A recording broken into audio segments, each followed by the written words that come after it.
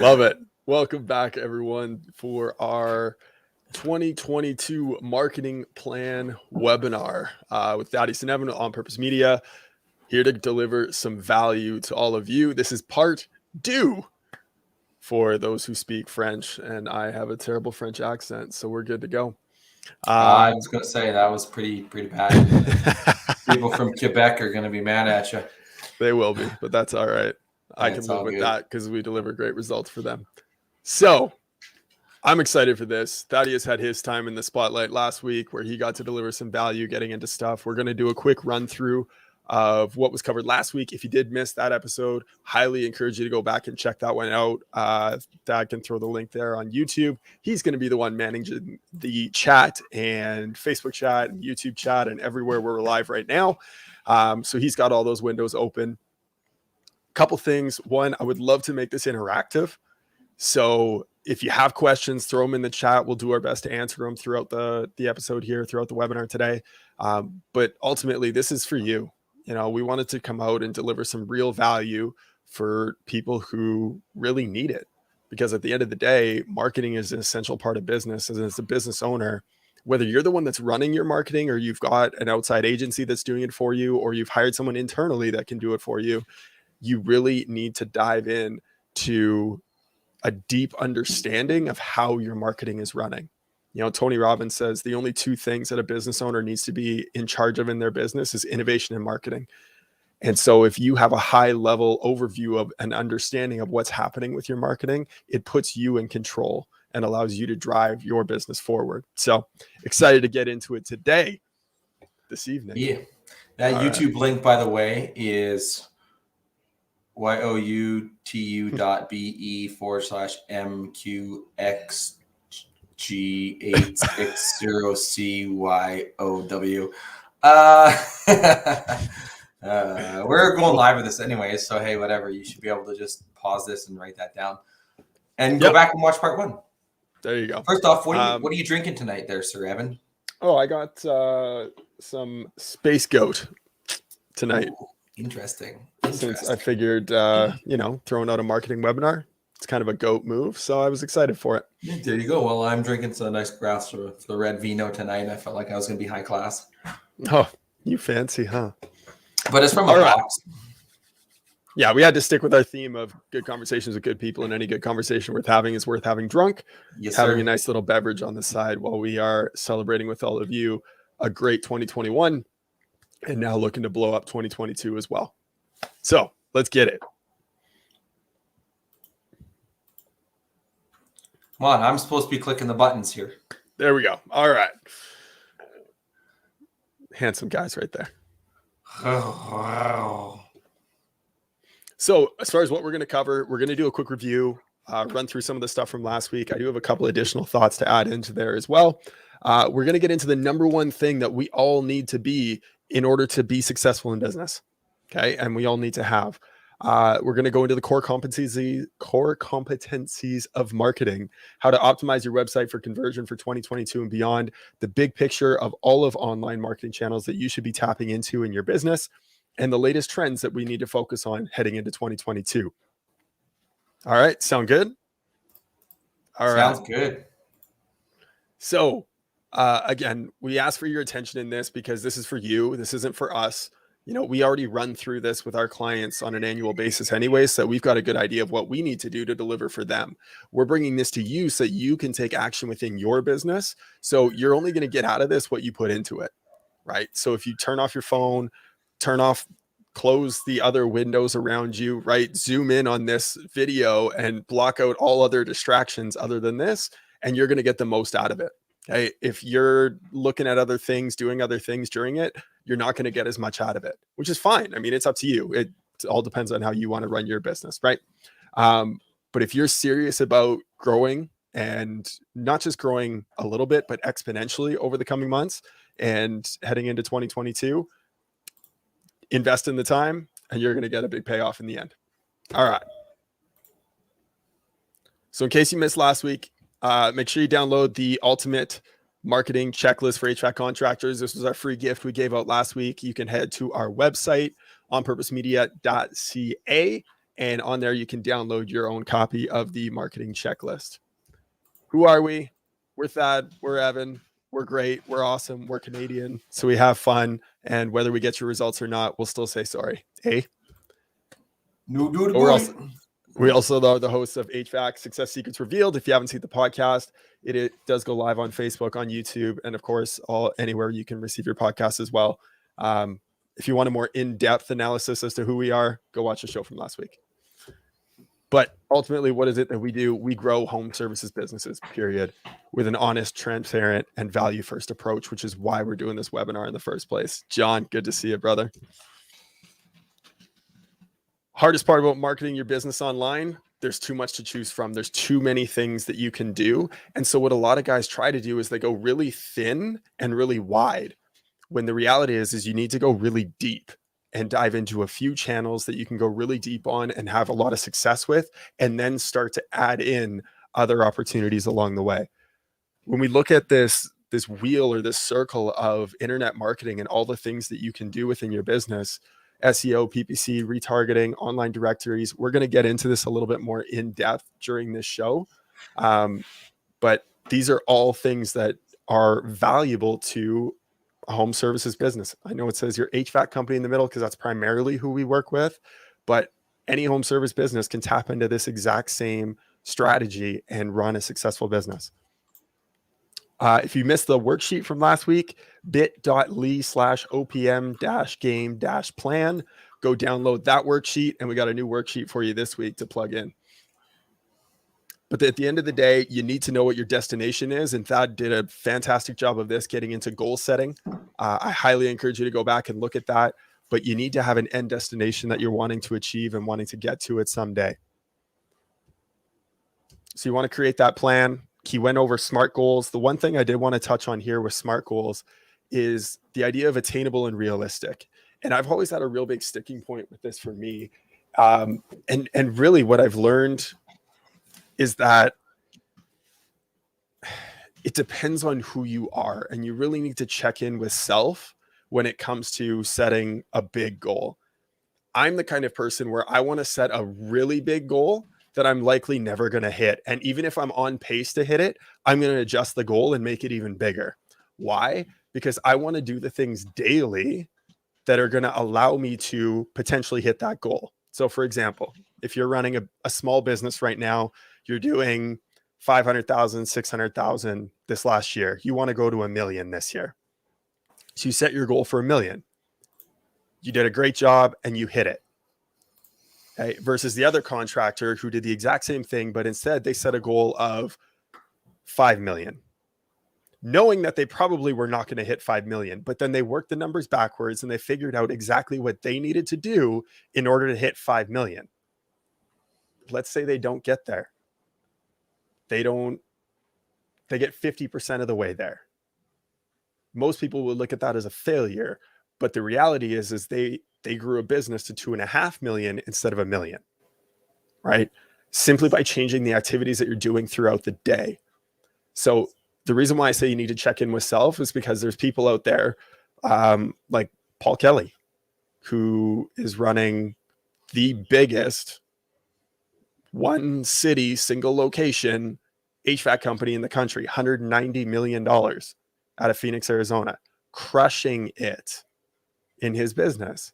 When he took over that business 19 years ago, and I was listening to their webinar the other day, which is why I learned this, they set small incremental goals that he continued to hit over time. And eventually they got to the place where they could start setting really big goals. So you need to check in with yourself and see what it is that really lights you up and fires you up when it comes to setting goals. So that's the one thing I'll say on that. And my phone just started playing for some reason. So there we go. We'll turn that off. Hey, Google. Right? Update your marketing message. I love this as well. Thad got into who is your ideal customer avatar, not only knowing the demographics, but also the psychographics, right? With the invention of the internet, we can now go so much deeper than simply a demographic, and we can really understand who it is that we're trying to target and connect with them on a deep, deep level. And I loved what he talked about there last week, getting into the pains and the frustrations, the goals, the desires, the dreams, the aspirations. If you weren't on that episode last week, go back and watch it, because Thad did a magnificent job doing that. I'm not going to get into it because he did such a great job on it. Go back and watch the episode last week. But there's some of the highlights from it. Right? Knowing what their goals are, what their desires are. The idea is, if you can see your customers through your, that saying is confusing. The idea, if you can see the issues of what your customer is going to have before they have them, because you put yourself in their position, you will win that business. And then you got to craft your message to fit them. Boom. There you go. What was it, an hour and 15 minutes last week? And I did it in 15. You did it in like 8. There you go. Not bad. It was a great episode last week. That went in depth. It was awesome. I'm excited to chat more this week. Anything you want to add on that? No, I was responding back to some comments in there. I did have something that I was going to add in there, but I've clearly forgot at this point because you were smashing through it all. So the one thing that we actually, we didn't get into a ton of, but now that you have all that, don't be scared to set yourself up with a reward, right? What's the reward going to be when you get through it all and you've hit your goals? Or and if you have the levels, like, Stacy, she wants to work backwards. Her goal is 10 million, but she's happy with 7.5. So her BHAG is 10 million, but she also has that 7.5 million. Now you set yourself up for a reward at that point, but also an even better reward when you hit your BHAG, and it's going to drive you. But if that reward isn't tied into your why, it's not going to drive you. Correct. No, that was a really powerful thing that you got into last week, was having a massively powerful why, right? In fact, I actually, after that, I took, I've always known my why, but I took a photo of my family. So it's me, my wife, I think our kid was like 4 weeks or 6 weeks old at the time, and our dog. And I put it on my background on my computer, and I said, for them and for us, because that's what we're doing, right? And now I see this every single day. I see that for them and for us. And it reminds me of why I'm doing what I'm doing. So putting those things everywhere too on your why is also a huge thing, because it's going to push you and make you that more in tune to everything that you're striving for. 100%. It's incredibly powerful, right? To keep it at the forefront of your mind when you don't feel like doing what you ought to be doing. Mm-hmm. If more of us just did the things we ought to be doing, we would be in a far different place, right, as business owners than where we are. Mm-hmm. More often than not, that's the case, right? Mm-hmm. You don't need more answers. What you need is the proper actions to get there. Yes. Okay? So I remember what I was going to say now. It wasn't that the reason 3,784,737 why we're friends with Stacy 4 is our why and our BHAG. but it's funny, actually. I had a conversation with a gentleman today, and he's like, well, I just want to get 3 trucks, and I just want to grow the business and keep growing it. I'm like, okay, well, what's your goal next year? Like, what are you going to strive for? What are you going to hit for? He's like, well, I just want to work hard. I'm like, well, that's not a goal. Like, settling down and actually going after something targeted is going to push you towards those numbers. So at the end of the conversation, I was able to extract some numbers out of him. But when you also have the goals, you have a yardstick and a measurement, especially when you think about, okay, you've got to hit some of those goals. You're going to have to put marketing towards that. And so you've got your fire built, and now you're going to have to continue to put the wood on the fire in order to be able to continue to grow that. That's the same as your marketing. And when you have those things, you can tie in the metrics, which we went last week, which I'm sure you're going to cover today, into everything. So so I'll stop talking. I'll let you go back onto it. But if you do have questions as Evan goes through part 2, feel free to drop them on whatever channel and platform you are watching and consuming this content on. If you were on the team replay, also do the same thing. We will get back to you in our comments later on. So don't feel that you missed the live, that you're like, well, shit, I can't ask a question or drop a comment. No, please do, because we'll go back and we'll reach and we'll have those. If you have a question that is sensitive to your business, you don't feel comfortable dropping on there, but you want us to ask that question here, there's a couple ways that you can get in touch with us today, right now on the show. Number 1 would be to drop me a message, facebook.com/Thaddeus Tondu would be one way. You can just look me up. or whatever channel you're consuming this on as well. You can just send a message on that platform. Here's preferable. I actually would prefer a text message, 719-824-1377. That's 719-824-1377. You can text us that question as well. Dave, good to see you. Thanks for joining us, brother. Awesome. The one thing I will add to that as well is, again, and I mentioned this last week, but it's from Gary Keller, the founder of Keller Williams Real Estate. And he says, the purpose of a goal is not to attain the goal. The purpose of a goal is to be appropriate in the moment. It's managing those daily decisions, which are eventually going to get you to the end goal, right? Gary's someone that I learned from, having seen him speak, having met a lot of his team, and that idea of never being able to hit a goal and being okay with that, because it's constantly pushing you to that next level. And I mean, he's a billionaire, so kind of a good person to listen to. All right. You ready? You're muted. Oh yeah, sorry. There we go. Yeah, no, I was muted. Kids screaming in the background. No big deal. Yeah, you probably heard that. So it's the evening hour here in the Tandu household. So things get a little crazy. Anybody that has kids knows exactly what I'm talking about. So 100%. I haven't quite full. I did order a sound blanket for the door today, though, but it'll be here between December 26th and January 14th. Sometime for the next show. And Gary Keller is the guy. He wrote the book, The One Thing, which is a really, really powerful book. So I'll drop a link for you, Dave.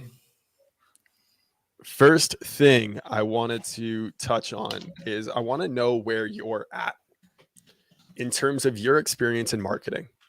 You know, if you were to rate yourself on a scale of 1 to 5, you know, 1 being like a complete novice, haven't really done much marketing at all, 5 being you're an expert and your webinar is scheduled for next week. You know, where are you at on that scale? You know, would you be a 2, 3, 4? Drop it in the chat. I want to know who it is that we have on the call, what your level of expertise is in terms of marketing, because that's going to help us and what we're going to frame here for you. 3.5, like that.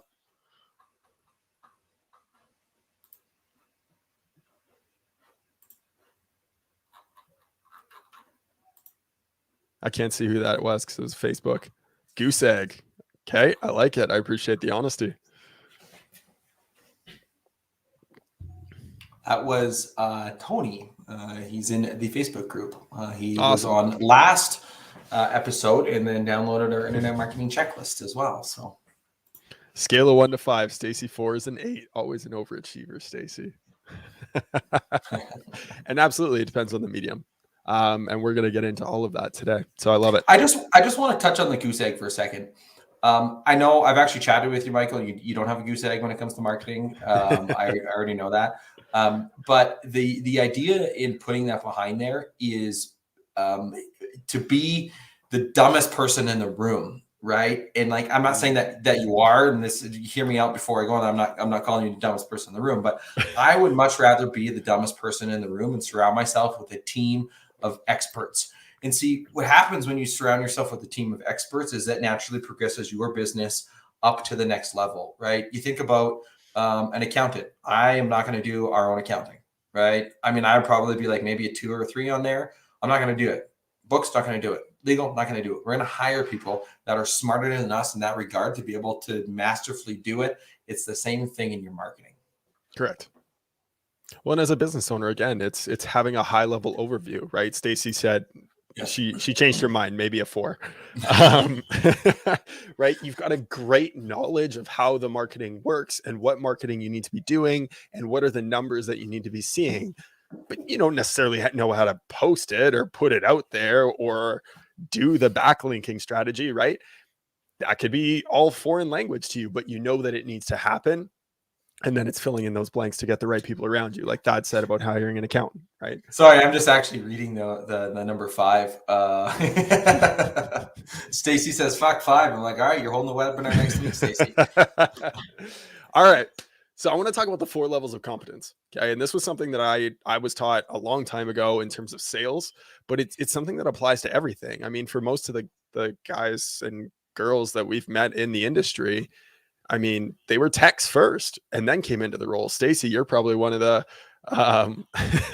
the one. I like it. You're probably the only ones in terms of not being a tech, but you've learned that skill now so you can communicate effectively to your team. But this is something that we all go through in everything that we do, because that first level is unconscious incompetence. You don't know what you don't know. And I love relating this back to like a kid learning to tie their shoes. They put their shoes on, the laces are untied, and they stare at them and they're wondering why their shoes are loose. They have no idea what it is that is supposed to happen. Okay. And that's that novice level. And it's just a lack of awareness. Now, I've often heard the phrase ignorance is bliss. It's something that most people talk about. Ignorance is not bliss. Ignorance is pain. If you don't know what strategies to help grow your business and you don't even know they exist, and you're watching all these other businesses grow and you're stuck at the level you're at, that's painful. That's not bliss. Ignorance is pain. And so you need to tap into what forms of knowledge you can extract out there and around you. Like Thad said, get into a peer group where you can elevate your status. And that's where you can start to move into the next level, which is conscious incompetence. You now know what it is you don't know. You're standing there as a kid, your shoes are untied. You see someone else come next to you. They start tying their shoes. You now know that your shoes could be tighter. You still don't know how to do it, right? Now you're an advanced beginner because there's a level of awareness that's there. The next level, conscious competence. You now know what to do, and you have to consciously think about what to do as you're working through the steps. As a technician, you're following a checklist of how to clean a blower motor, right? You're following a checklist of how to recharge the refrigerant to make sure that you don't miss any steps along the way, right? That's what conscious competence is.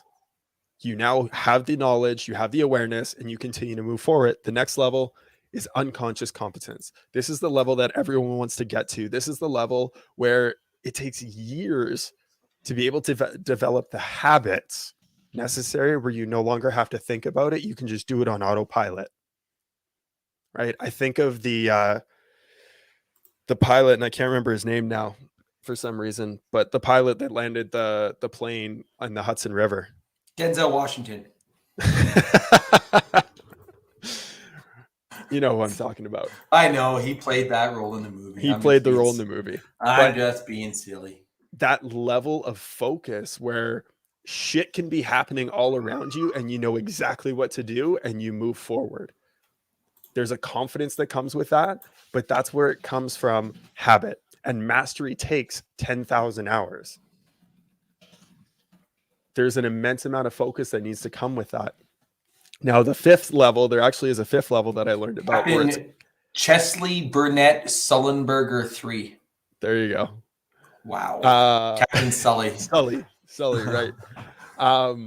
The fifth level is actually conscious, unconscious competence, where you now know what it is that you practice out of habit, and you can now teach it to someone else. So that's the fifth level bonus. All right, so we want to dive into the worksheet. So for those of you that set your goals last week and you've got your worksheet from last week, make sure you have that open where you've got your goals written out. We are going to open up a new worksheet, okay? And this is the OPM game plan worksheet. So go ahead and pull that out. So the link bit.ly/OPM-game-plan-WS for worksheet. That is the new one for today. You think that I would probably have made a shorter one, but well, whatever, we're here. We just added a WS to it. Yes. Can you get to unconscious competence without ever changing platform? Honestly, that's what always gets me in with non-constraints. So Stacy had a great question here. Can you get to unconscious competence without ever changing platforms? Yes, you absolutely can. The reason why is human behavior. Platforms change, human behavior doesn't. Mm-hmm. Right? I've often heard like people say that social media is ruining culture today, and it's complete bullshit, because two people on a date where both of them are sitting on their phones and they're just scrolling through shit, they would have been sitting there silently 15 years ago. The behavior of not interacting on a date was always going to be there. Now they've just got something to do instead of it just staring at each other or talking about the people that are around them. Right? People sitting on a train and scrolling through their phone 50 years ago were sitting there reading a newspaper. The human behavior was the same. So if you study human behavior, you will be able to master every platform. Well, and not just the platform. I mean, if you think about that from, let's say, a marketing standpoint, right? Becoming an expert and a master in that. If that's what your trade is, and that's what you envelop, and that's what you do, and that's what you live, breathe, smell, day in and day out, regardless of what the medium is going to be, you're going to be there. Yep. 1,000%. Mm-hmm. All right. So if you've got that worksheet downloaded, which I hope you have, I'm going to pull it up here. All right. So we've got a spreadsheet.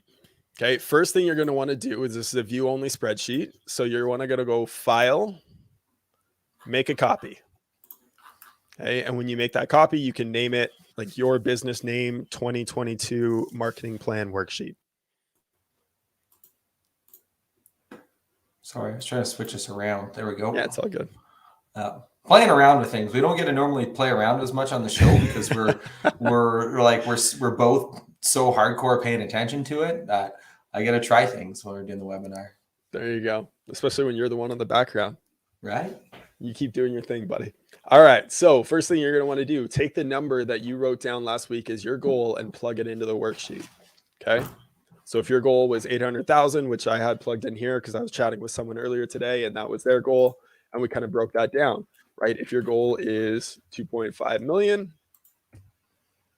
you plug that in and the numbers are going to change. Everything that's on this worksheet that is highlighted in pink, because those are our colors, you don't need to touch. Those are formulas and they get worked out on their own. Okay. Anything that is in white, those are for you to fill in. Okay. The next box here is your average ticket value. Now, this one I do have to throw a caveat on, because depending on what part of the country you are in, you may track this a little bit differently. What I mean by this, if you are in Florida, average ticket value includes 0 tickets. So you're already taking no sales into the equation when it comes to your average ticket value. Guys in California don't always count that. And instead, they're talking about their average sale value. So if that is you and you base your numbers off of an average sale, what I would do is just right click down here and add a row. Call it closing rate. Can you zoom in on that by chance and do this? It's just a little small I guess I could go full screen. That works too. That's how I would do it. So yeah, go closing rate and then go ahead and add that in. So if your closing rate is 80%, right, 80% or 0.8. Okay. And then you're just going to want to rework the formula here a little bit, where your leads per month needs to factor in that closing rate. So you would go let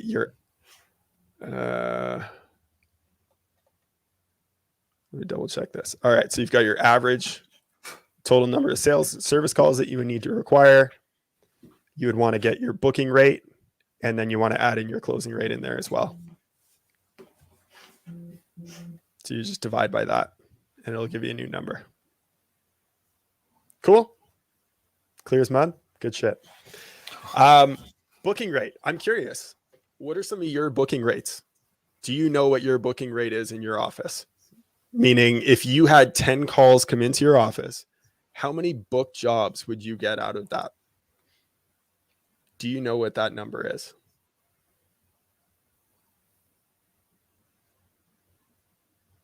I'm glad you like the spreadsheet. The Google Sheets link, it should be in the group, but it's bit.ly/OPM-game-plan-WS. I will reply to that, Tony. If you actually use, I just replied to you there. So you should have that. You should be able to click on that. It is just above in the comments as well, if you can see any of that. So again, I'm curious. Do you know what your booking rate is for your office?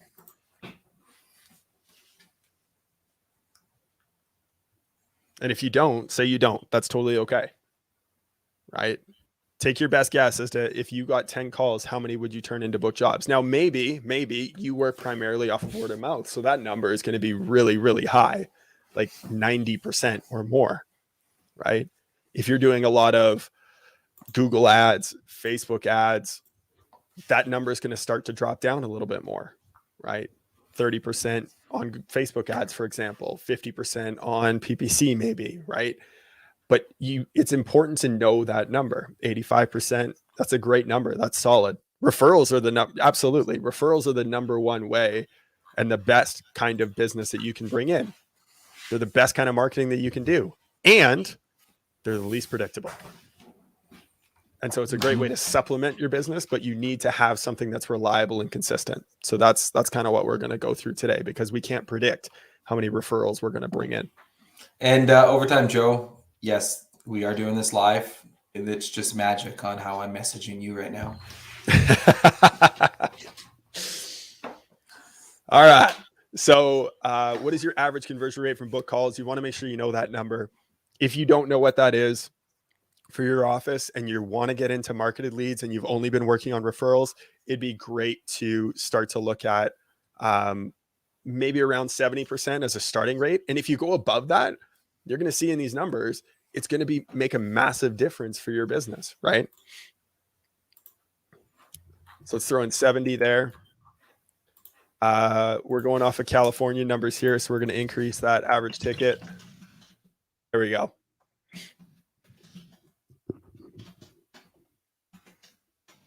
So this is essentially one way that you can do it. Now, one of the fun things that I like to do is actually look at what if you just made an incremental step in your business. One small incremental step in every aspect of your funnel along the way, right? What if you got 1% more leads? What if you booked 1% more jobs? What if you closed 1% more jobs? What if your average ticket was 1% higher? A lot of people look at, I want to grow my business by 15%, 20%, 30%, but I don't know how I'm going to do that and just get 30% more leads. You don't have to do that. What you need to do is make incremental changes throughout the entire funnel, and it makes a big difference. I encourage you to play around with that and look at those different numbers. For the sake of time, I want to keep moving. The next tab is monthly percentages. So this is an opportunity for you as a business to look at your entire year, because not every month is weighted equally. If you are primarily HVAC, December is not a great month if you are in the South, right? Unless there's a freak snowstorm like happened last year in Texas, it's just not going to be a great month in the South.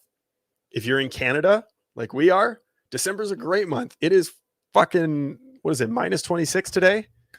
It's cold. Supposed to be minus 27 Celsius overnight tonight. It was minus 29 with the wind chill this afternoon. Yeah, so that's like -7, I think, Fahrenheit. No, I think actually at like that point, it's almost equal. It's getting closer. Yeah. Yes. It's cold. Minus 27 is minus 16 Fahrenheit. So our HVAC companies right now are balls to the wall. But from September to October, they don't really have much to do. The shoulder season's here. They're not getting as many on-demand calls, right? Everyone has those seasons.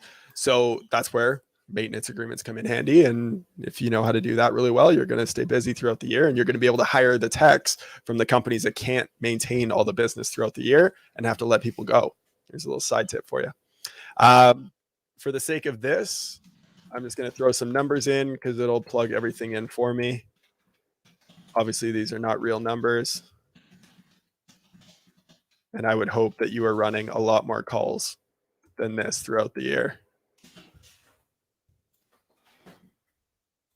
I just realized if you're doing this on the spreadsheet right now and somebody was also in the spreadsheet and they haven't made their copy yet, they could literally watch you go through this on the They spreadsheet. could watch me go through it right now.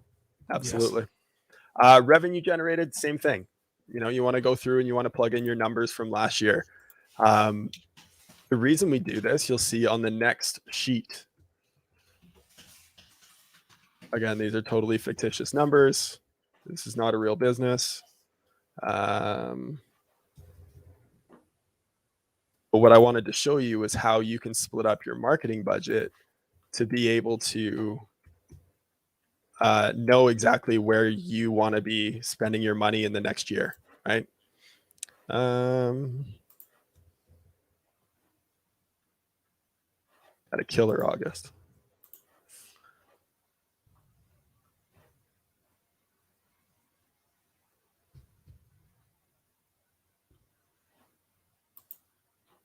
So now when you look at this and you're like, wow, 16% of my business happens in August. Why is that? Well, maybe there was a heat wave, and so you had a bunch of air conditioning sales that came in, right?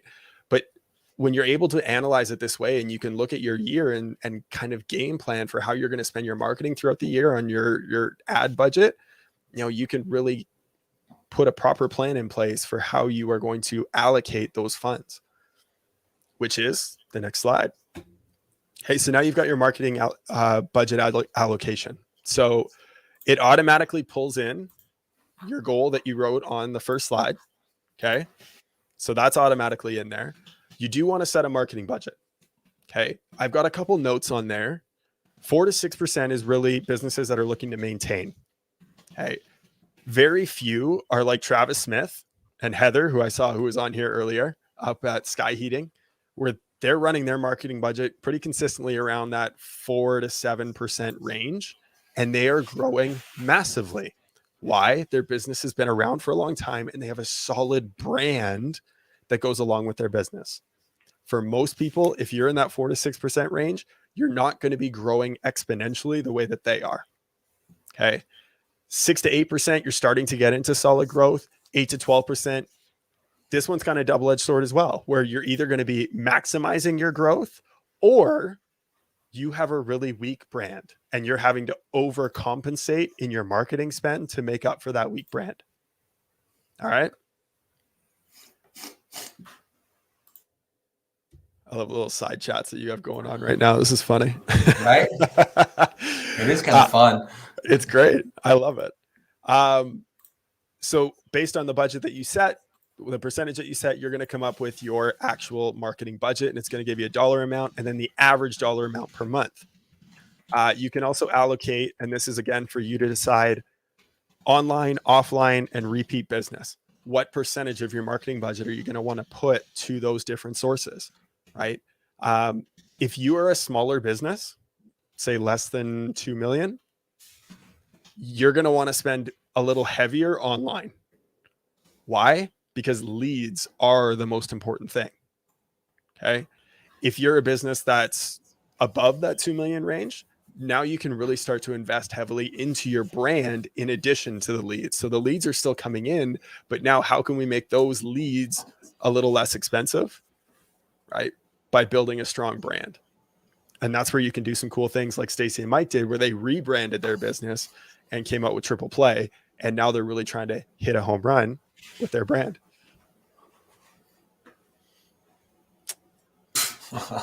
You like that? Or are they trying to hit a grand slam and knock it out of the park? Oh, there you go. You're not the only one who come up with want dad jokes. Absolutely. So I threw some numbers in here as well. So 65, 30, and 5. Again, you can play around with that, piggyback it however you want. So, and then it's going to give you your breakdown of how much would be going to online, offline, and repeat. And then what it's going to do is this spreadsheet's actually going to pull in those percentages that you had on the sheet before. So based on your monthly percentages, it'll pull it in here. If you feel like some of these are out of whack because you had a bit of an anomaly in terms of weather, right? Like it has snowed here in June before. So when that happens and the furnace kicks on, all of a sudden we get some heater calls. That's a little weird, right? Stuff like that is an anomaly. You might want to plan accordingly for that, and you can adjust that on here if you want. You can also just split it up evenly and just make it an even 8% throughout the entire year. 8.33 is exactly 12 months split up evenly. It's going to break it down for you. Online, offline, repeat business. What should your budget be each month? Then it breaks it down for you in terms of online, because that's what we do. This is what our knowledge base is. I'm not going to tell you how you should spend your money offline in terms of direct mail, radio ads, TV ads, OTT ads, anything like that. That's not our specialty. So I'm not going to get into that. But what I will get into is the digital side of things. SEO is going to be consistent. Okay. And because SEO should be consistent. For those of you who don't know what SEO is, we can get into that a little bit too, but it's search engine optimization, right?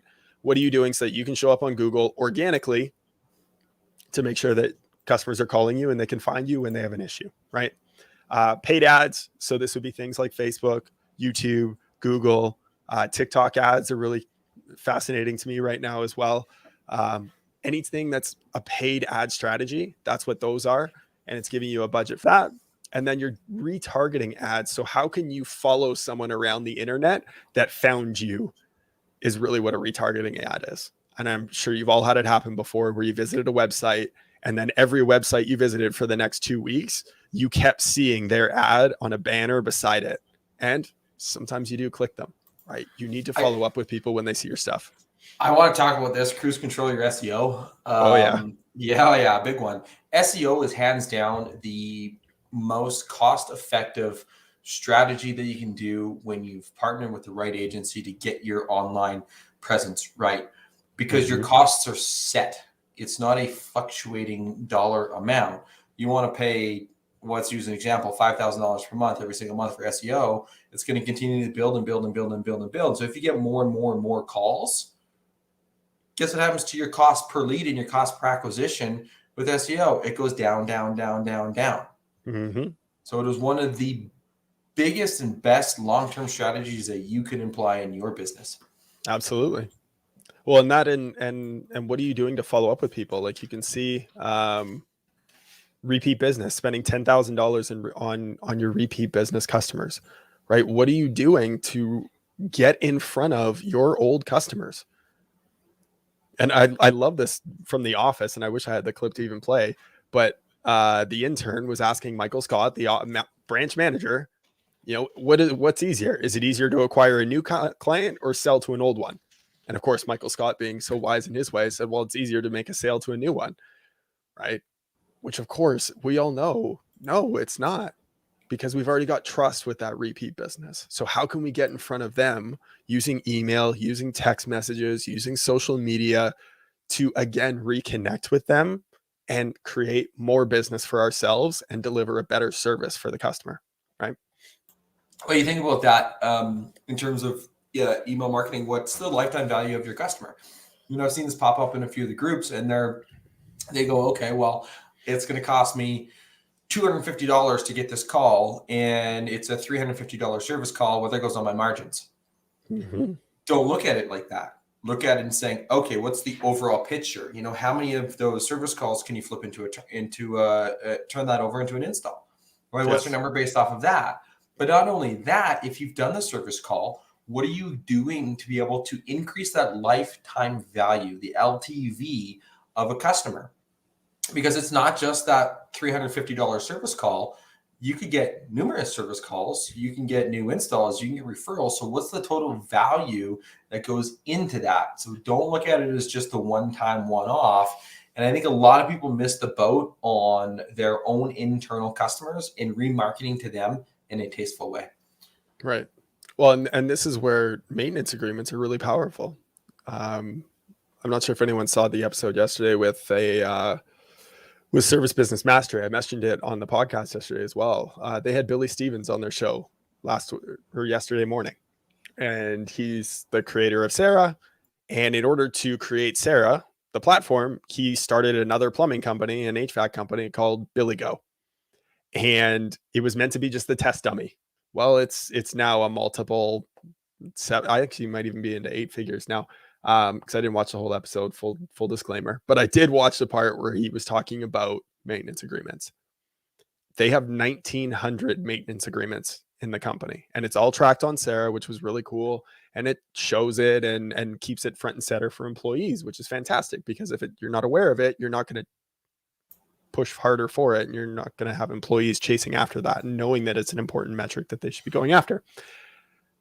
But on what that provides, I think their growth number on average was like something, and don't hold me to this, it was 4-figure growth number. So like 4,000% growth in maintenance agreements when people sign up for Sarah. It was crazy. Yeah, totally. And yeah, absolutely, Stacey. That's all homes. Those are homeowners. 1,900 maintenance agreements, and they're going out twice a year for $100 a year. It's a great deal for the customer. Plus, they're getting a discount, right? So you get a discount off of that $500 repair today of whatever it was, 10% or something like that. So you're going to save all that money that you're going to put towards it anyways by doing this maintenance agreement.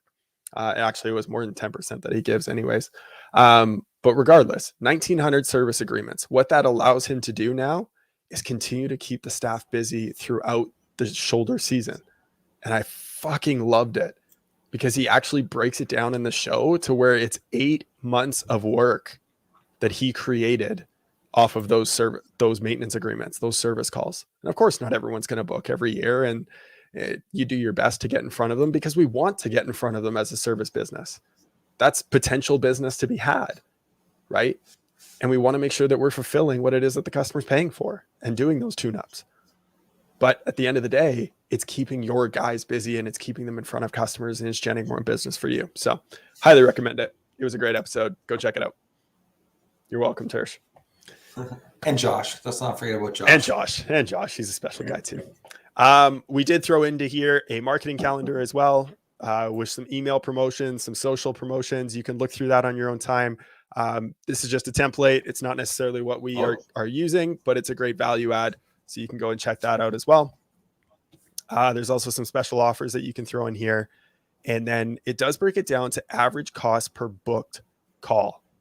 And so if you don't know what your numbers are, here's some decent averages to be aiming for when it comes to PPC, Facebook, LSA ads, repeat business, and then a blended average there for all of it. And then an average transaction value by the industry for HVAC and plumbing. Those are the primary home service businesses that we're working with right now. So that's why we use those. It's not that we're against using any of the other ones. We just don't have enough clients and enough data to be able to pull those points for them. But there's just some average numbers there. And I did overestimate these numbers. These are not our clients' numbers. I overestimated it because I'm assuming that you're running this on your own. Why? Because we're not the perfect fit for every company, and we don't try to be. Right?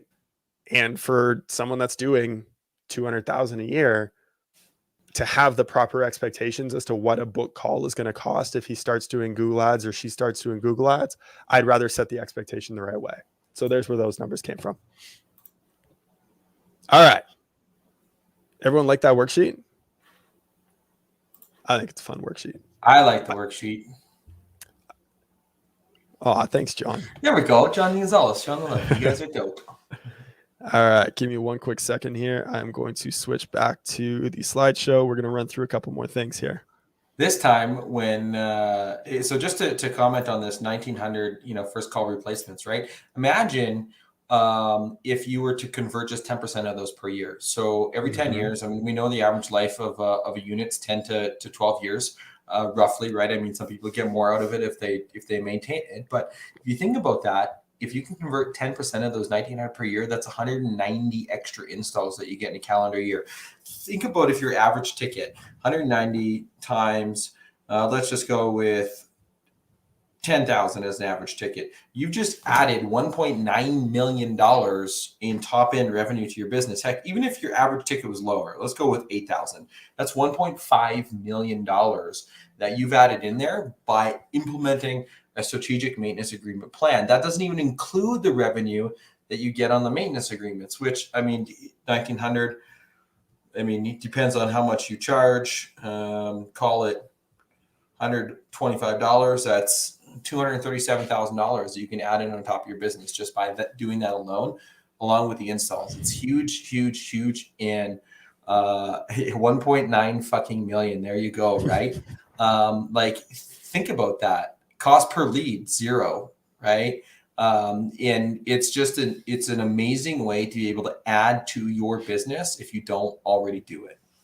Yep. And there's ways, by the way, to do a rehash program, to do an email marketing, to be able to bring those in to that. I think you're probably going to chat about one of those softwares a little bit later. So I'm not going to get into that now. Yeah, it's all good. All right. So looking back at that wheel, so now we've got some numbers. We know where to allocate some of the dollars that we have. And maybe those numbers are too small in certain categories, so we just need to push them into other categories. This wheel works as a little bit of a done for you in order kind of strategy. Okay. First one being your website. Okay. Your HVAC company being in the middle, really what's at the center of that is your brand and your website. This is your messaging to the world, to your consumers, right? You need to stay on top of your website. And with that comes a strong foundation for SEO, search engine optimization, making sure that you are showing up organically for your customers. And I'm going to show you why.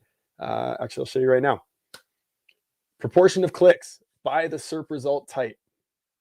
This is one of my favorite pieces of information that it was a company called Bright Local. They're a service provider that we use in terms of like tracking and things like that for marketing. But what they did was they broke down the search engine result page. So when you do a search for air conditioning repair, this is what that page looks like. So you've got your local service ads that show up on top. On average, they collect about 13.8% of the clicks. So what does this mean? If you have 1,000 searches per month on average for air conditioning repair, and this is San Francisco, air conditioning repair in San Francisco, 138 of them are going to be clicking the local service ads. Okay. 111 are clicking the pay-per-click ads below that. So the difference between these LSA ads, for those that don't know, they come with a Google guaranteed. You have to be verified in order to show up there. We're going to do a whole webinars just on local service ads this year. So stay tuned for that. But these are paid ads where you're only paying if they contact you. So they actually have to pick up the phone and call you, or actually that's, I think, the only way is they can pick up the phone and call you unless you turn on messaging ads, then they can message you through that as well. I do know that Google, by the way, is looking into test more messaging ads. Similar to Facebook's lead ads, they're looking to test that as well. The cool part about the test on what they're doing there is that it's similar to a Facebook lead ad where you capture their data, their name, email, phone number as well. But you have to have the software implemented to be able to capitalize on that as well. 100%. And we have a solution for that. And not just the software, but you also need the people. Yes.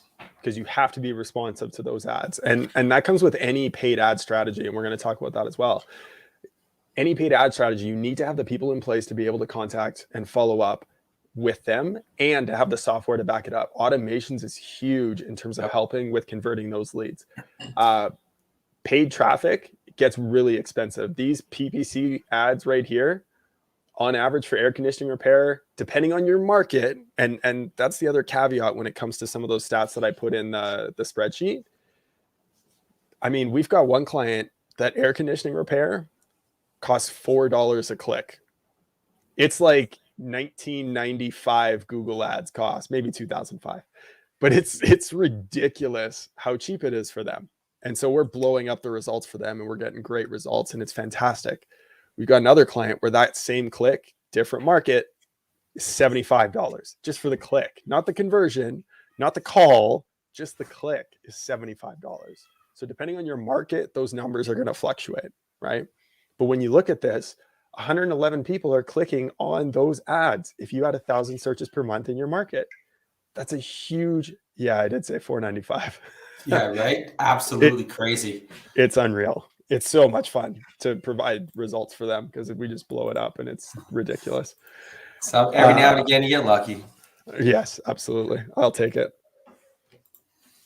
But I do want to say, when you're with I know some people, when they hear like Google messages and automations and that and staffing it, they're like, shit, now I got to have somebody on there 24/7, 365. No, you set it up where there's actually different funnels that you can put it down. So you say your office hours And if the message comes in outside of office hours, they go down one path and they get a specific message saying, we're closed right now. If this is an emergency, like your shit's broken and you need immediate assistance, call us. If you can wait till the morning, we'll message you back, right? And it creates those two separate funnels where if it is during office hours, then you have your staff there and it prompts them along. So 100%. And that's where it's so key to have something to follow up with them. Because even when you have an ad, let's say someone clicks on this and it goes to a landing page, they call the phone number on the landing page and you don't answer, but they don't leave a message. Now what? Do you have something in place where it's going to text them back automatically saying, hey, sorry, we missed you. Did you have a quick question? Right. And does it also send a message to the office saying, hey, you missed a call from this number. It was a Google ad. Call them ASAP before it gets cold. Right. Having a system in place where these things happen automatically is really, really powerful and fairly inexpensive. Local map results, 28% showing up here. Organic search results, 43.9% are clicking down here. So when you look at this, hey, 70% of people are clicking on the organic results. That is why SEO is so essential to your business. And all of those clicks are totally free. You don't have to pay for the action that someone's taking by going to your website. You need to get on top of your SEO and be able to pick a provider that knows what they're talking about and is able to follow through on their deliverables. So that's SEO. That's the first step. PPC being the second one. We touched on that a little bit. Retargeting ads. This is where you can follow someone around the internet. Okay. If someone clicks on your Facebook ad, if someone watches one of your Facebook videos for a certain amount of time, you can retarget them with an ad because they're now familiar with their brand. If they've gone to your website, you can retarget them with ads. And those display ads that you see that are kind of annoying are ridiculously cheap compared to Google ads. Okay. So it's a great way to be able to follow people around and help build your brand in the marketplace. Online paid directories. So things like Yelp, Yellow Pages, Angie's List, House, Porch. So a directory helps with your SEO. So it's a good idea to make sure that you are listed on all of these services for free, number one, and then even think about going to a paid program, especially depending on where you're at. Yelp in California, if you're not paying for Yelp there, you're missing out on a lot of business. Yelp is huge in California. Florida, not so much. It's still useful. You can still be on it. You could still put a little bit of money towards it. And with the right strategy, you could still win. And it's still not going to be as powerful as California. The market is going to dictate a little bit of your spend there. Repeat and referral business. This is where email marketing comes in. Having a solid email marketing strategy, something where you can stay consistent with your current customers and stay on top of it. Even a phone strategy where you're calling them once a year to follow up with them and connect with them. This one gets a little touchy. Pay-per lead, Home Advisor, Thumbtack, even Angie's List on there too, which is owned by Home Advisor now. They're the same company. I'm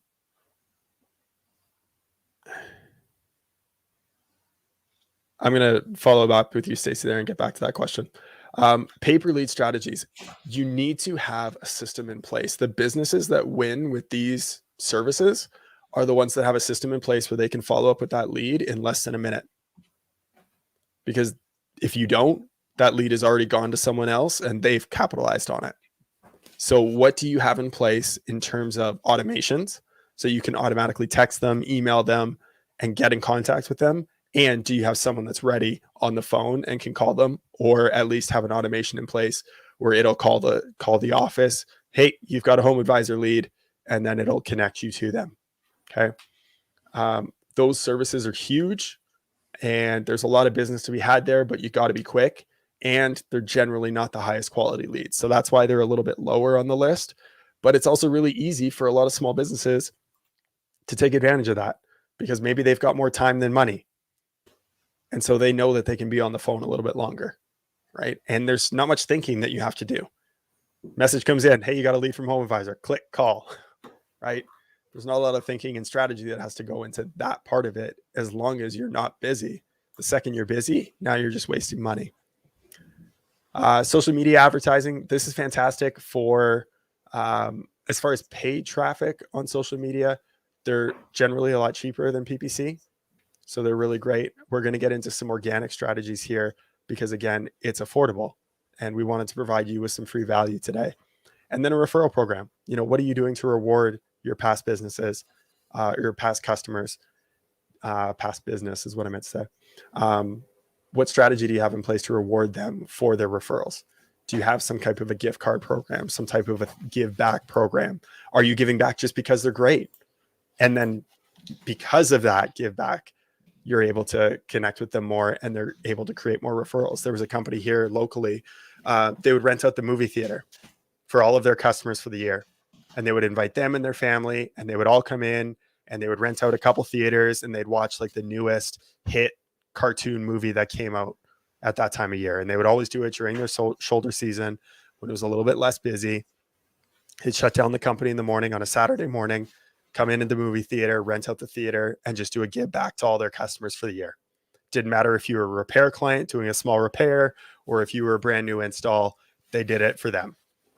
Why? Because it got them in front of them. It was another touch point and their kids were lit up and couldn't stop talking about that HVAC company for the rest of the day and the rest of the weekend. And everyone they talked to was like, I went and watched this new movie, Monsters Inc. or whatever it was, and shared the business name. It was fantastic. So highly encourage that one. Give back to the favorite charity. Love that as well. Absolutely.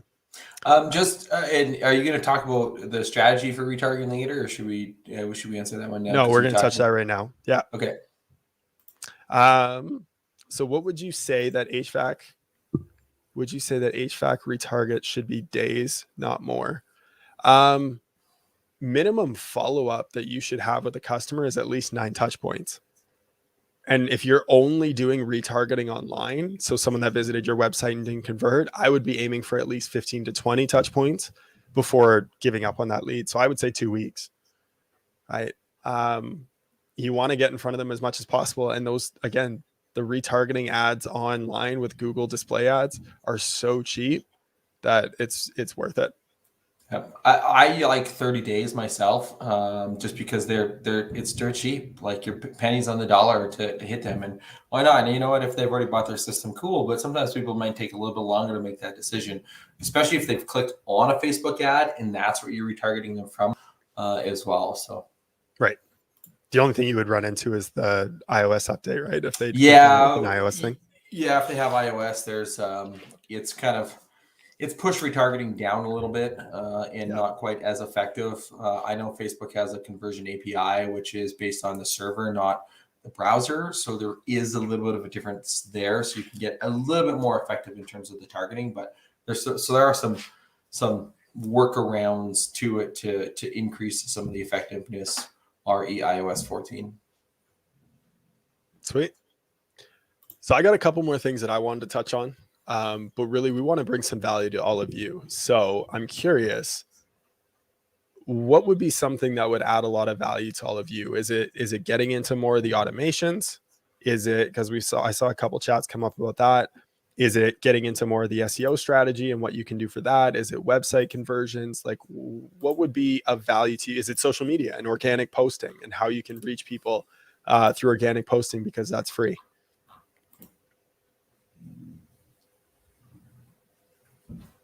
There's a bit of a delay here from StreamYard, so we'll see if a couple responses come in on that. But the one thing I will talk about then is, I did drop this at the beginning, is what we all need to be successful in business, and that is attention. This is the number one asset. SEO and maps, I love it.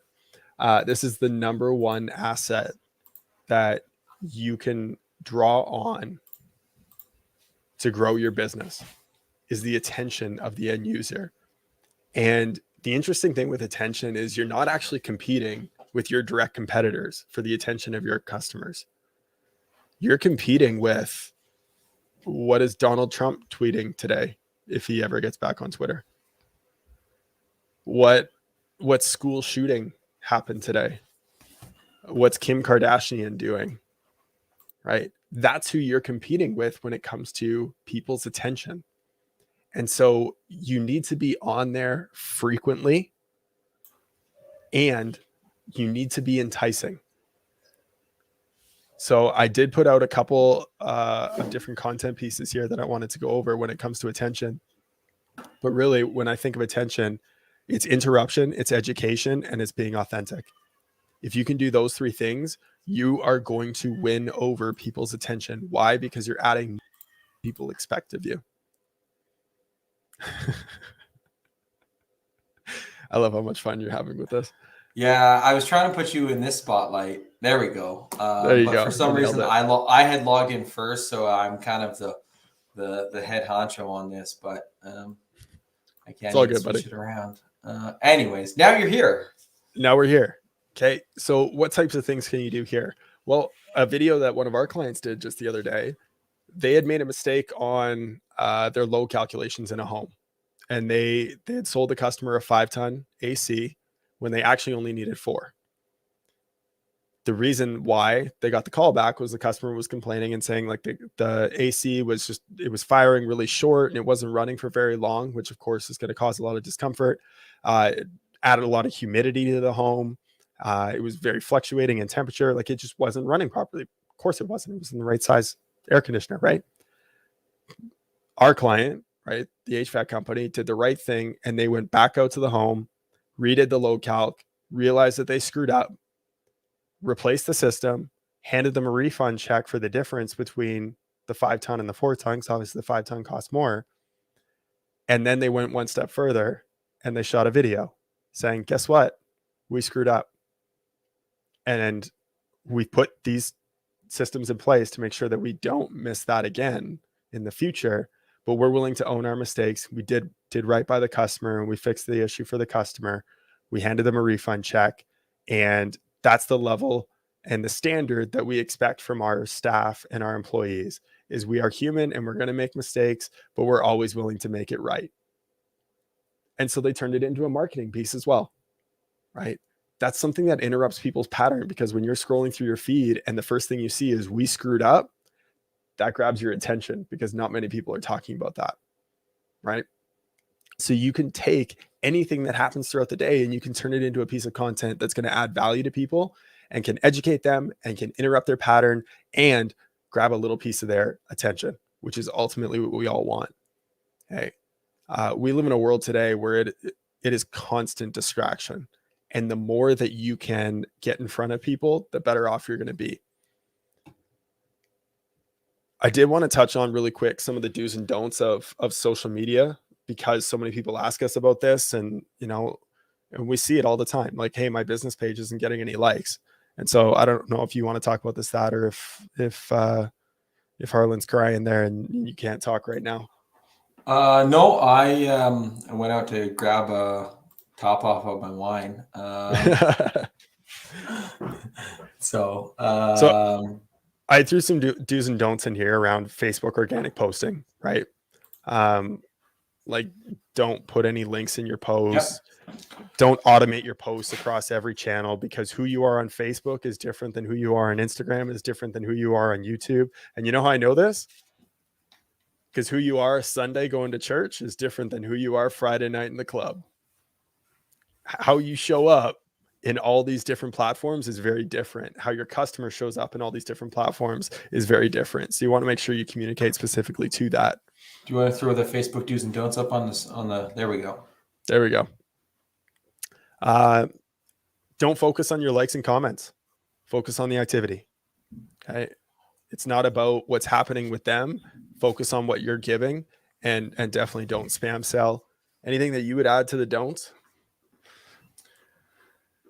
Don't be fake. I think that's a big one. I mean, be who you are. You look at what a lot of people do in the Facebook land is they put all the good things out there in what's going right, and that's fake. Like, yep. We all know that in life, shit happens, shit goes squirrely, shit goes sideways. Business, same thing. And so not everything is roses, sunshine and rainbows all the time, right? So having some of that transparency behind that. The other part of don't focus, and you kind of like, spam sell or whatever, right? Is to don't just be one type of post all the time. That's the other part of it too. When you see some of the don'ts, like, okay, you see the same posts come up from the same people, and it's always the same thing over and over and over again. It's business, business, business, business. Well, mix in some of your personal stuff in there. And if you're like, well, I'm a private person, I don't necessarily want to do that. Okay, well, date some of the stuff that you put up there. Don't put it all up. Turn on some of the things that don't just have a willy-nilly when anybody can share and tag you in anything and it goes onto your Facebook page, right? So you want to control some of that. To be able to have that up there. Those would be kind of a couple of the don'ts that I would add in. I love that. Well, and with that comes the other side of it being the do's, like post daily, boost your branding posts, right? So if you do put out something that gets a few more likes than it normally would, and when I say a few more, like on Facebook, on a business page, you're lucky if you get more than 5 likes on a post. So if you did get more because it was a good post, share that, boost that out, share it on your personal page.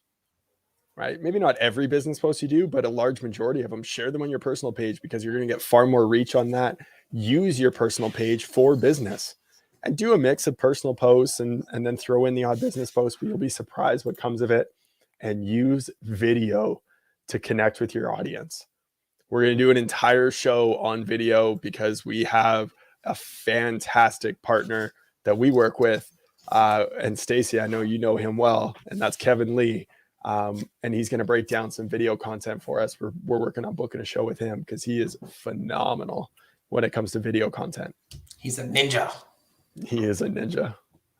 Instagram, very similar. Don't spam sell. Make sure you're commenting, not for personal gain, not putting like, hey, follow me back and shit like that. You're not trying to sell in comments. Add value in comments, and don't worry about having the best footage or the best camera. That's not what it's about. The authentic and the real shit, that's what works. So post daily on there, follow, like, and comment other businesses and connect with them. Use that as a great networking strategy, and mix up the educational content with the humorous content with the personal content, like Thad mentioned, right? Show that side of you and be real and be authentic and show up to give. If you give more than you ask for, you're going to win. Right? I love Gary Vee's book, Jab, Jab, Jab, Right Hook, right? Which is give, and then ask. If you put out a lot of content that's adding value to people and then you ask for a sale in return, that's okay. You're not pulling the rug out from anyone in doing that, right? But it's being real and being authentic, and that's what's going to win on Instagram. I threw out some video tips as well, because a lot of people are hesitant to create video. Whether that's because they're scared to be on video, they don't know what to say, they don't know if what they're going to say is going to be of value. I mean, Thad and I are probably the first people to talk to about shooting shitty videos because our first videos were dog shit. You know what? And even some of the videos we still post are like, I put some on, and I'm just like, you know what? Fuck it, one and done this one. And I'm like, that one sucked. But you know what? Fuck it, I'm going to put it out there anyways. Because if I sit there and I re-record it, it's just, you're just gonna it's a muscle time. It's a muscle, right? The more you exercise it, right, the bigger it gets, the stronger it gets, the better you're going to get. Okay, so some great things to talk about. Common questions that you get from customers are a great thing to talk about. Talk about what's happening locally in your community, local events that are happening. You can talk about frustrations, things that you see in the market. All right, I was having a call with a guy this week, and that's exactly what we talked about. I was like, dude, next time you're at a client's house and they just had this air conditioner or heat pump installed a year ago, shoot a video about that and how they're having to replace it a year later because it was installed incorrectly. And now they're having to spend more money to get it done correctly. Good stuff isn't cheap, and cheap stuff isn't good, period. Things to do in your area, things to do in this community. Those are great videos. What to look out for. So if you have a technician that comes in and does these sorts of things, that might be a warning signal that they might be trying to oversell you something, or they might not know what they're talking about, right? And then on the other side, these are some things to pay attention to. So pay attention to your direct competition within your area. If you have someone that's doing well on social media, pay attention to what they're putting out there. But also follow people in other markets and don't copy them, but you can emulate what it is that they're doing. Hey, go look at companies in Utah, or go look at companies in Iowa or in California or in New York, and see what it is that they're doing and follow what they're putting out on social media so that you can then emulate it within your own business. All right. Before you get into that, I want to touch on one thing. So we chat a little bit about social media on Facebook, and I love this, because if you're not doing authentic, organic, nothing you do in paid will work. I can talk about breaking my shoe and get 100 comments and put an ad for a free service call and get 1 like by my mom. Now, here's we laugh because when we first started our videos, my mom was like the only person who watched our show day in and day. Every Wednesday she watched it. She was there. She was liking it. She was commenting on it. And obviously we've grown a lot since there in terms of the reach that we have. But here's a ninja hack on the Facebook algorithm. Have you ever noticed that once you comment on somebody's posts, you're going to see a few more of those posts for the next couple of posts that they make? So if you know that you're going to put up a post that has a shit ton of engagement, you make sure that people are commenting on that, but you respond to every comment. So it puts it back up into the top of the feed. But then you make a business post as a follow-up the next day. People are going to see that business post more because they just engaged and interacted with your profile. So it's kind of a slight ninja hack to hack the algorithm a little bit. 100%. Your mom sounds right? delightful. Your mom and my mom are probably quite similar. So, but yes, that's absolutely true. Now, I wanted to touch on this because this was something that was brought up earlier. I think it was Tony in the group asking about SEO and GMB, and he wanted us to touch on that. So I wanted to get into that a little bit. So specifically to the GMB, and my page is still loading here. So I don't know if it's gonna. There we go. All right. So new to GMB is being able to manage any Google My Business or Google Business Profile that you're logged into right on the SERP result page. So you can do that on here by editing your profile, promoting it, or looking into some of the interactions with customers on there. Okay. It's their way of being able to control it now. For businesses with multiple locations, you're going to have to set up an agency account, which is obviously what we use to be able to manage multiple locations, but that's a great way to be able to do it. Now, there you go. Hang on. And I'm watching this one too, boys. And that's the winking heart face. So, so we love you too, Mom. There you go. My mom doesn't know how to use Facebook, so it's all good. I had to teach my mom and wrote down instructions on a piece of paper so she could upload photos back when she first got a Facebook account. Nice. I think I actually still even know her Facebook password. Oh, what a good son. So this client here, they're ranking across Lafayette for all of the highest quality keywords. Specifically in the map pack, they're crushing it and doing really great. Well, when it comes to the GMB, there's a couple things that you need to be doing. One is updating photos. Okay. It's something you should be doing constantly, adding new photos to the GMB, making sure that you've got content within those photos. Obviously, you want to make sure that you've claimed your GMB, right? That you actually own it. Reviews. This one, it's still a small part of actually ranking, but what it's a bigger aspect of is the social proof. Reviews today have become the referral or the word of mouth of today. It's just the word of mouth of people they've never met before. And so it's so important that you are constantly and consistently asking customers for Google reviews, because it is going to help you rank a little bit. And more importantly, it's going to help you close and sell more and get more clicks because people are reading through your Google reviews. Okay. So definitely you want to make sure that you're staying on top of that. Any Google My Business that does not have a physical location, it's going to be harder to rank it. So you want to see if you can get a physical location, even if it's a tiny, tiny office. You want a physical address that you can show on there. Obviously, it's not advisable to be able to do a house address on there because you don't want people showing up at your house. But you also want to make sure that all of this information, your address, your phone number, and your website are directly matching what it is that's on your website. Okay. If there's inconsistencies in there, Google pays attention to it. They're going to know it. Business hours is the other thing. You want to make sure that the business hours match both the website and your Google My Business profile.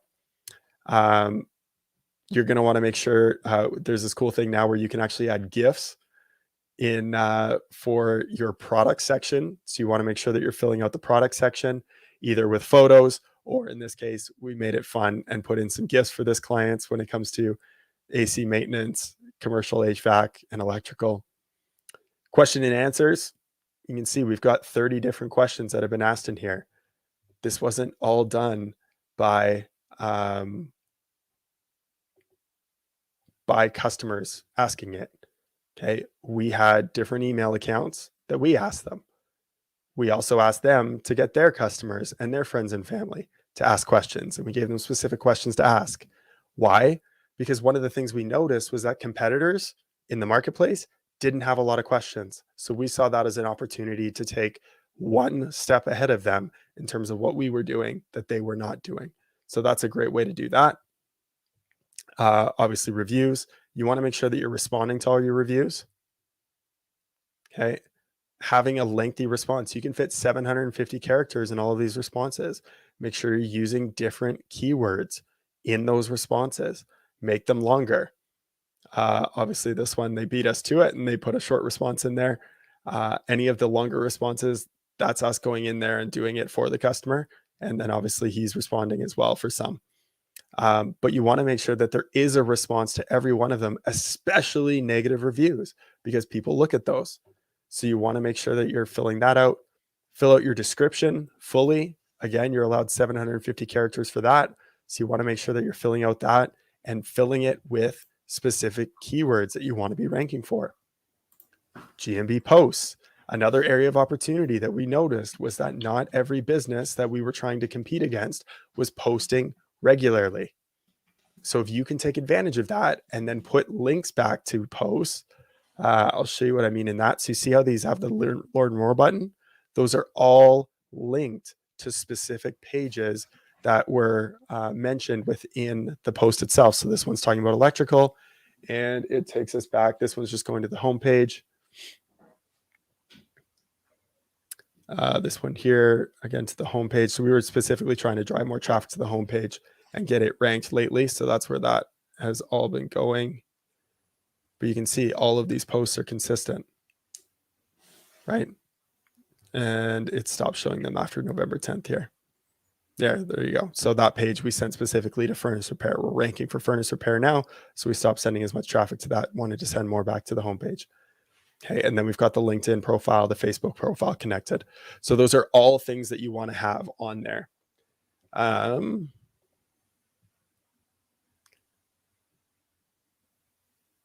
I asked, Stacy asked what, GMB kills me. And so I said, what part specifically, or just all of it? And so her response is the tracking number. They nonstop use my Facebook number, and that's not even my website number or legacy phone number. So for businesses that are trying to track their GMB calls and listen to them and record them, all you do is you add a second phone number in there. So as long as the original business phone number, which is the one that you have on all your citations across the internet, is in that listing on the back end. So you can have the primary number and then a secondary number. As long as the secondary number is that number, you're not going to lose any rankings because of that.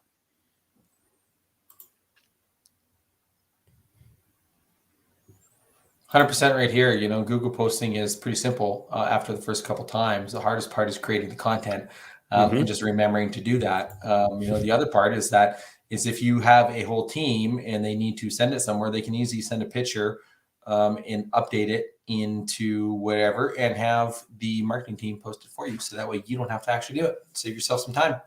Absolutely. So Stacy asked a follow-up there when it comes to the tracking numbers again. So just to clarify for everyone that's paying attention. So you can have a service like CallRail or Twilio or Call Tracking Metrics where they can record calls for you. And you can set up different tracking numbers for different things so that if someone calls from Google Ads, you can attribute that to Google Ads. Or if someone calls from Facebook, you can attribute that to Facebook. The value in that is you're able to properly allocate where those leads came from and attribute that back in your marketing on your back end. So you can track where your ad dollars are going and what's the return on those ad dollars. When it comes to SEO, you want a consistent phone number that's showing up on the internet on all your citation sources. So things like your Google My Business profile, you want to have the phone number showing up that is your business phone number, right? So if you want to have a tracking number on there, you want to have the primary business phone number listed as the secondary number, and then your tracking number listed as the primary number. Reason being is Google tracks both of them equally. It doesn't give more weight to one than the other. So now your tracking number is the one that shows up. So that would be like this number right here. Okay. And then on the website, depending on the service that you're using, if you're using CallRail, they actually have a phone swapping mechanism where if you were to click website here, once you go to the website on there, what it does is it will actually convert the phone number on the website to the tracking number for the GMB. It uses special coding so that the website phone number is still listed as your primary business phone number, but it swaps it just for tracking purposes. Because how often does it happen where, we click through to a website? If we're on a mobile device, I can click this phone number and it'll just dial it from my mobile device. Well, that's going to get tracked as a click to call number. But if I'm on a desktop and I see this phone number here, I'm going to grab my cell phone and I'm going to enter it in manually. We want to be able to attribute that call back to the GMB because it was the thing that drove them to that place in the first place. So I hope that makes sense, Stacy. Whatever your primary business phone number is, so if that was set up before you ever had call tracking, that's the number that you want to have listed as the secondary phone number everywhere.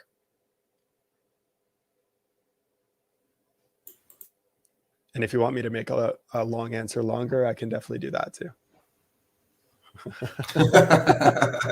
We're already at an hour 26. I see that. Well, let's fly through a couple of these last things then real quick. We'll go back to present mode. Don't worry, Stacy.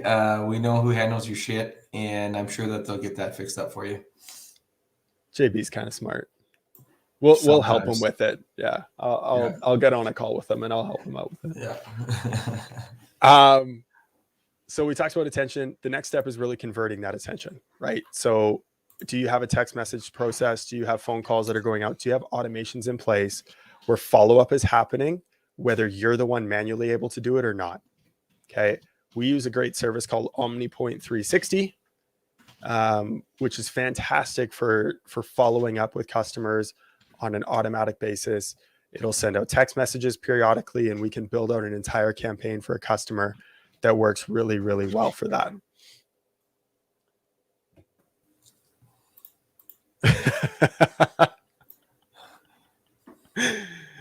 So yeah, definitely check out OmniPoint 360.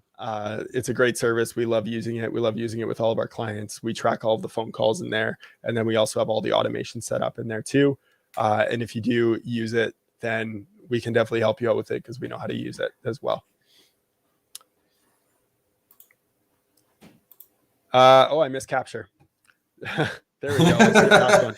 So capture is the step before convert, which is lead magnets, landing pages, and value. You want to make sure that you're giving something of value so you can capture their information, right? Creating attention is fantastic, but if you don't know whose attention you're grabbing, then what good is it to you as a business? So you want to be able to offer them something of value, whether that's a direct offer for, a rebate on an air conditioner using a Facebook ad, or whether that's an indirect offer where you're providing them value by creating a checklist of questions to ask your AC repair tech when they're over to make sure that they're not ripping you off, right? Or a checklist to make sure that they're doing a tune-up process correctly. If you create that for people and then you offer it to them, you are able to collect their information in exchange for that information, if that makes sense. So that's what a lead magnet is. And you're adding value to them by creating something that they can use, whether they're using you or not.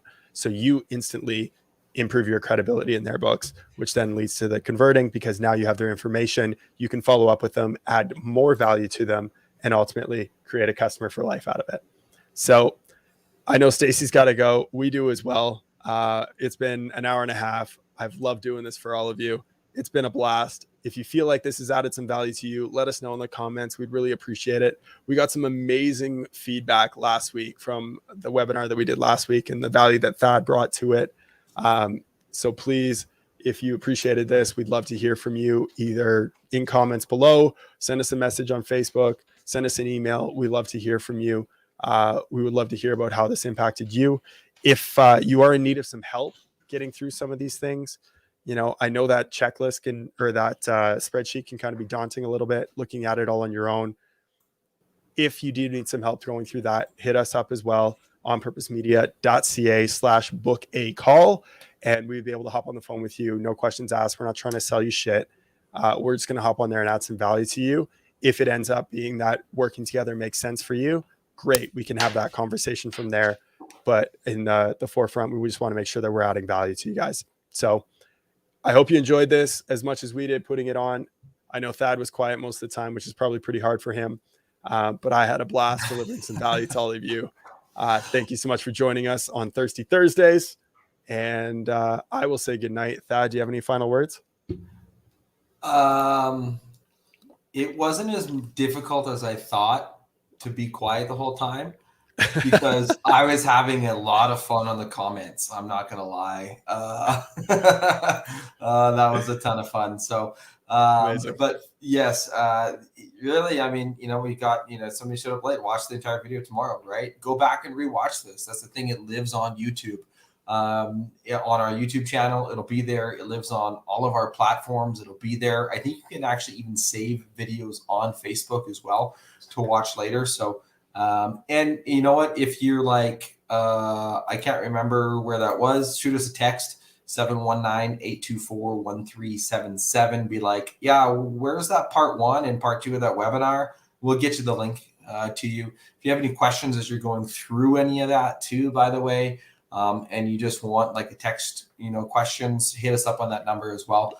I mean, we prefer to have the call just because we can work through a lot of things a lot quicker if you're having a big, big struggle on something. But if you just have one quick question, text it there, or just drop it on whatever platform you're watching. We'll get back to you. Awesome. Thanks so much, buddy. Thanks for joining us, everyone. And we will see you in the new year, because our show is going to be off for the next couple of weeks while I go through a move and we enjoy Christmas with our families. We wish you a Merry Christmas, a Happy New Year, and we will see everyone on January 5th. Whatever the first Wednesday is in next year. January 5th. We'll get nice and drunk with you on a Wednesday and have some more great conversations. Thank you so much. Shit, I might need a detox after the holidays. Anyways, until next time. Cheers, everyone. Cheers.